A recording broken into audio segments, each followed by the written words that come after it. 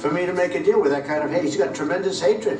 And I understand that, but I can tell you the other side isn't exactly in love with, you know, him either. So it's not a question of alignment. I'm aligned with the world.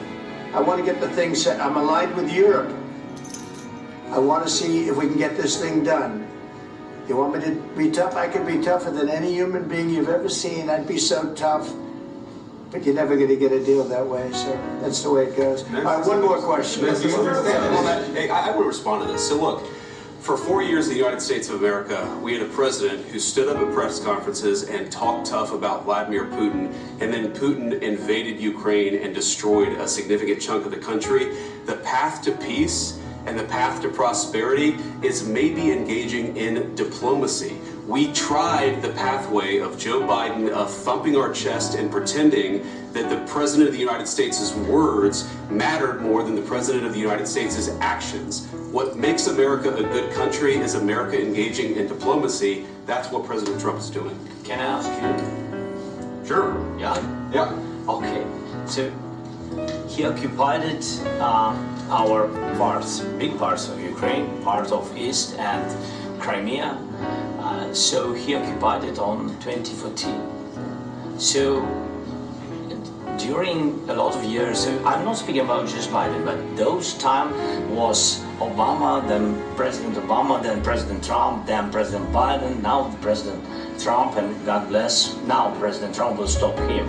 But during 2014, nobody stopped him. He just occupied and took. He killed people. You know what the contact 2015. 2014. 2014 and 2014. 2014? Yeah. So I was not here. Yeah, but that's exactly right. Yes, but during 2014 till 2022, yeah, the situation the same. The people are been dying on the contact line. Nobody stopped him. You know that we had conversations with him, a lot of conversation, my bilateral conversation, and we signed with him, me, like a new president. In 2019, I signed with him the deal. I signed with him, Macron and Merkel, we signed ceasefire. Ceasefire, all of them told me that he will never go. We signed with him gas contract. Gas contract? Yes, but after that, he broke the ceasefire. He killed our people and he didn't exchange prisoners. We signed the exchange of prisoners, but he didn't do it. What kind of diplomacy, JD, you are speaking about? What do you mean?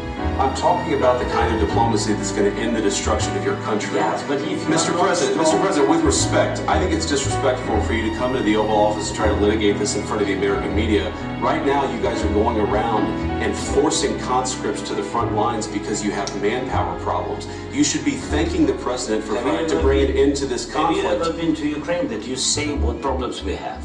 I have been to. Come once. I've actually watched and seen the stories, and I know what happens is you bring people, you bring them on a propaganda tour, Mr. President.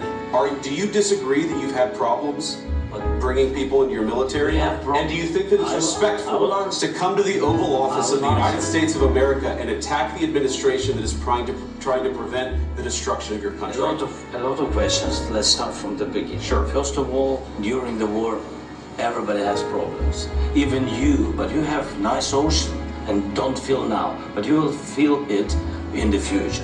God bless. You don't know that. God bless. God bless. You will not have war. Don't tell us what we're going to feel.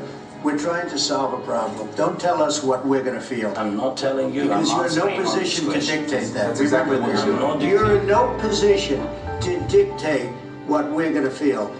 We're going to feel very good. You will feel influence. We're going to feel very good and very strong. You will feel influence. You're right now not in a very good position. You've allowed yourself to be in a very bad position, and he happens to be right about it. From the very beginning of the war. You're not in a good position. You don't have the cards right now. With us, you start having I'm not cards. playing cards. Right now, you don't. You're playing cards. You're playing cards. Serious. You're gambling with the lives of millions of people. You're gambling with World War III. You're gambling with World War III. And what you're doing is very disrespectful to the country, this country, that's backed you far more than a lot of people said they should have. Have you said thank you once?